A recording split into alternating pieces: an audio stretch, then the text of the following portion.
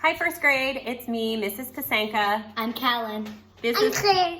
And we are going to read The Sweetest Fig. The Sweetest Fig in the Guy's mean. He is, yes, the main character in this story is not a nice person, and you're about to find out why. And this book is written by Chris Van Allsburg, who is also the author of The Polar Express and Jumanji, which are two of our favorite books too. So I hope you enjoy it. The Sweetest Fig. Monsieur Bibot, the dentist, was a very fussy man. He kept his small apartment as neat and clean as his office. If his dog Marcel jumped on the furniture, Bibot was sure to teach him a lesson.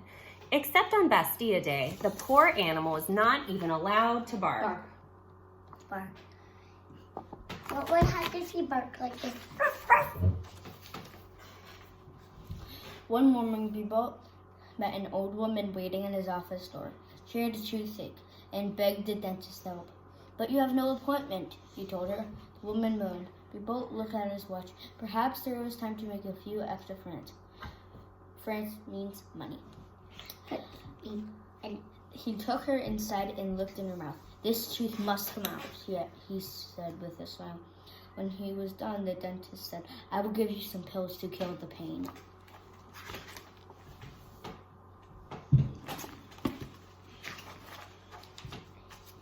The old woman was very grateful. "I can't pay you in money, but I have something much better." She took 2 figs from her pocket and handed them to Bibot. "Figs?" he said angrily. "These figs are very special," the woman whispered. "They can make your dreams come true."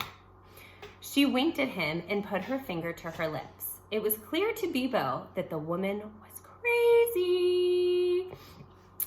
He set the figs down and took her by the arm. Or is that? This is the woman. When she reminded him about the pills, he said, "I'm sorry, for paying customers only," and shoved her out the door. Let me see the picture again. That evening, Bibot took his little dog for a walk. Poor Marcel loved to sniff the tree trunks and bushes, but whenever he stopped, Bibot would pull sharply on the leash. Just before going to bed, the dentist had a small snack. He sat at his dining room table and ate one of the figs the old woman had given him. It was delicious, possibly the finest, sweetest fig he had ever had.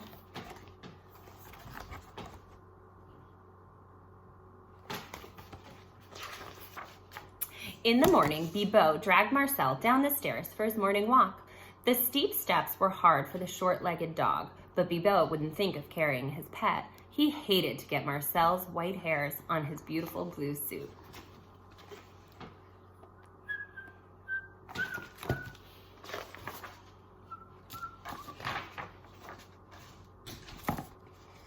As he walked along the sidewalk, Bibot could not help noticing people looking at him. "They are admiring my suit." We'll get there, he thought. But when Bibot saw his reflection in the window of a cafe, he stopped in horror. He was dressed only in his underwear. Not good. What was he saying? A cafe is a small restaurant typically found in big cities, especially European ones. Sometimes Pittsburgh. The dentist turned around and ran into the alley. "Sacre bleu," he thought. Oh, now I don't know what sacre bleu means. It means, "oh my goodness." Sacre bleu means, "oh my goodness" in French. Oh! What has happened to my clothes? Then he remembered the dream he'd had last night. His dream, he stood in front of that very cafe dressed in his underwear. Something else had happened in his dream, and Bibot shrugged to recall it. Marcel, looking out from the shadows of the alley, began to bark. The dentist looked up and saw the rest of his dream come true. So what happened in Bibot's dream last night is now starting to come true. The first part of his dream was that he took his dog for a walk, and he looked in a cafe window and realized he was in his underwear. Let's see what happens next. Yeah. Ooh. Oh, Nelly. That's good. No one noticed Bibot as he ran home in his underwear. All the eyes of Paris were fixed on the Eiffel Tower, which slowly drooped over as if it were made of soft rubber. Work or work? Bibot understood now that the old woman with the figs had told him the truth. He would not waste the second fig. So whenever he eats the fig, whatever he dreams that night comes true. There's the Eiffel Tower. The Eiffel Tower is a building in Paris, France, and it is not usually drooped over like that.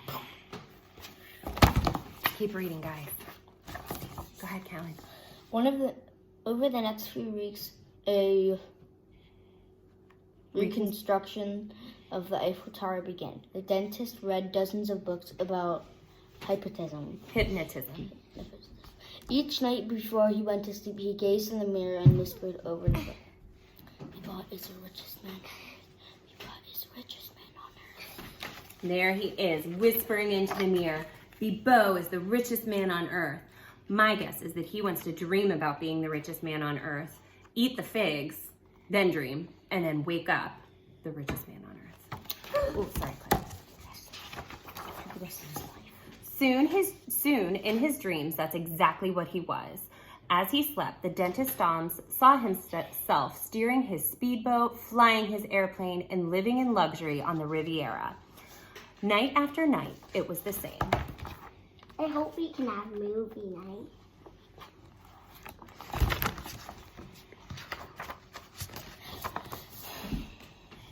One evening, Bibot took the second fig from his cupboard. It would not last forever. Tonight, he thought, is the last night. He put the ripe fruit on a dish and set it on the table. Tomorrow, he would wake up the richest man in the world. He looked down at Marcel and smiled. That little dog would not be coming along in his dreams. Bibot had 3 dames. So he is planning on having a Great Dane, not a little dog like Bibot. Sorry, like Marcel. Rough. Bibot. He is Bibot. Yes, you're right. Marcel is the dog. What is that? I confuse the characters. As the dentist reached into his cupboard to take out some cheese, he heard the crash and breaking of china. He turned to see Marcel standing on a chair with his front paws on the table, chewing the last of the fig. So his china is a very fancy dish. His dog ate the last fig. Did he not want him to eat it? No, he wanted to eat the fig and then dream of being the richest man on earth. And then he would wake up the richest man on earth. Bibot was furious. He chased the dog around the apartment. When Marcel ran beneath the bed, Bibot yelled at him, "Tomorrow I'll teach you a lesson you'll never forget." The dentist was angry and heartbroken, and he went to sleep. Heartbroken means really sad. When he woke up the next morning, Bibot was confused. He was not in his bed.